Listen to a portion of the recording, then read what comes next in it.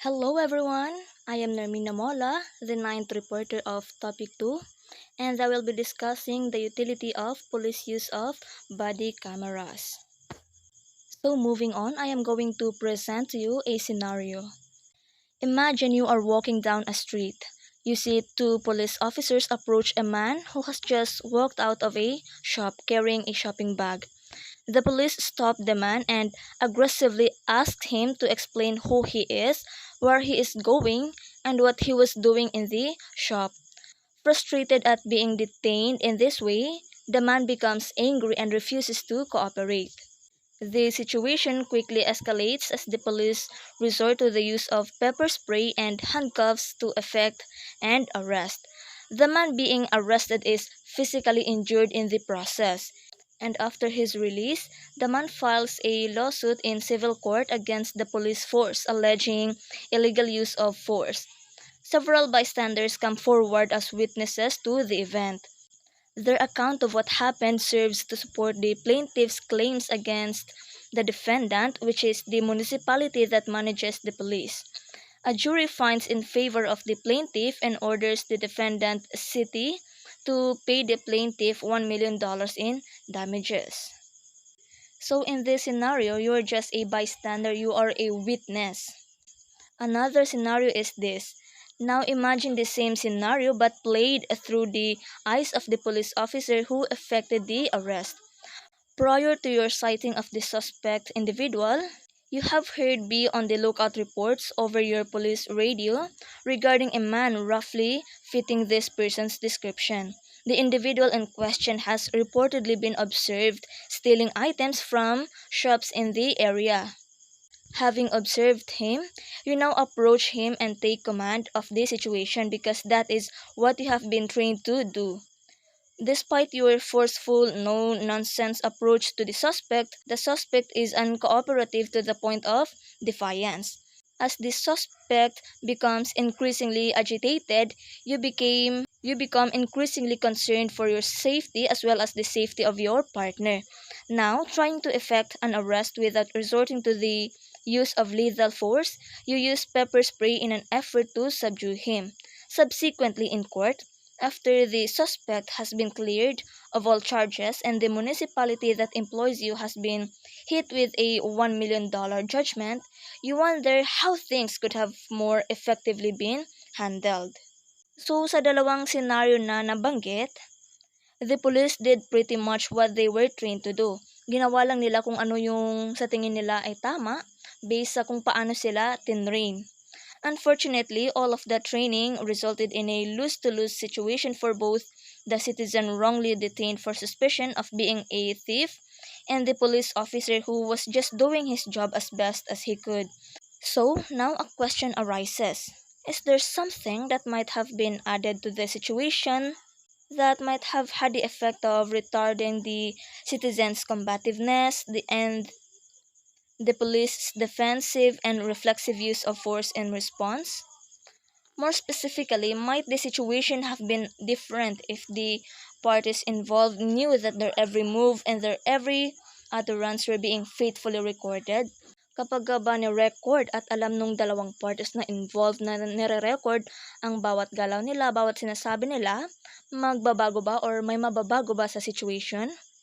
Might the fact that the event was being recorded influence the extent to which the wrongfully charged citizen was non-compliant, even combative? Similarly, might the fact that the event was being recorded influence the extent to which the police officer doing his job had to resort to the use of force? The answer to such questions is yes, according to a study by Ariel et al. On 2015. So moving on, we have here a brief description of that study. The Ariel 2015 study. Ariel et al. On 2015 study with the police force in Rialto, California was the first published experimental evidence on the effectiveness of the body-worn camera or the BWC. In order to establish whether or not cameras were actually able to change officer-citizen interactions for the better, a randomized controlled field trial was designed. So yung RTC or yung randomized controlled field trial is isa siyang experimental method, a field experimental method to be exact. So yung result ng study na to is more generalizable or pwede siyang i-generalize.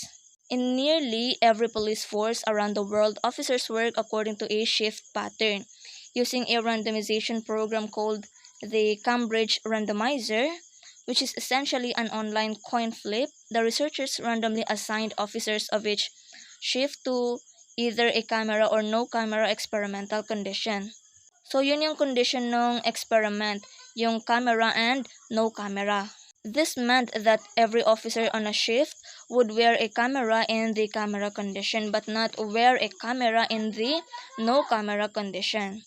The relevant behavioral data for analysis was not what one of the 54 police officers on the Rialto police force was doing, but what occurred during the 988 randomly assigned shifts over a 1-year period. So ang mga protocol sa study is gagamitin lang nila yung camera during the camera shifts, at kapag nasa no camera shifts naman sila, hindi sila pwedeng gumamit ng cameras. Another one is kailangan laging naka-on yung camera throughout their entire camera shift. And lastly, dapat sinasabihan nila or winawarningan nila yung citizens na kinokompronta nila na vini-videotape or nire-record yung interaction nila. So over the course of a year that the experiment ran, data from police reports of arrest as well as data from videos were analyzed for the presence or absence of use of force. So sa experiment na to, ang use of force was coded as being present on any occasion that a police verbal confrontation with a citizen escalated to the point of physical contact. So considered ng may use of force kapag yung confrontation between police and the citizen is meron ng physical contact. In addition to the presence or absence of use of force as an outcome measure, another outcome measure was formal complaints of police use of force made by citizens. So sa study nila Ariel, ang IV is yung use of camera, then ang condition is camera and the no camera shifts. Then ang DV naman or ang dependent variable is yung use of force and formal complaints of police use of force made by citizens. In the study, they found that use of force rates were more than twice that in the no camera shifts as compared to the camera shifts. Meaning mas mataas yung rate ng use of force sa shift ng walang camera kaysa sa shift na ginagamitan ng camera. And as we can see in this figure, no, yung rates ng both use of force and yung complaints of police use of force is bumaba siya simula nung nag-start ang experiment. Although this study suggests that body cameras worn by police have utility in reducing use of force incidents as well as use of force complaints by citizens, it sheds no light on why this might be so. So based sa results ng study nila Ariel, it is clear na useful ang paggamit ng body-worn camera sa pag-reduce ng use of force incidents and use of force complaints by citizens. To be sure, use of force by police in some situations is indicated, legitimate, and unquestionably justified. However, in those more borderline situations, cameras may serve as silent reminders of the efficacy of more civil interaction, and this may be true for both members of the general public as well as those well-meaning police officers whose dedicated service and whose judicious use of force is integral to the functioning of civilized society. So, ang key takeaway dito sa study nila Ariel is yung utility or usefulness ng body-worn cameras. And I think we can relate dito kasi dito 'di ba sa atin sa Pilipinas is may mga issue din ng ganito, yung illegal use of force, tapos matagal ma-resolve dahil walang evidence or hindi na-record. So I think it would be a great step, a great investment to enforce the use of body-worn cameras para ma-reduce din yung case ng illegal use of force dito sa atin. So that ends my report. Thank you!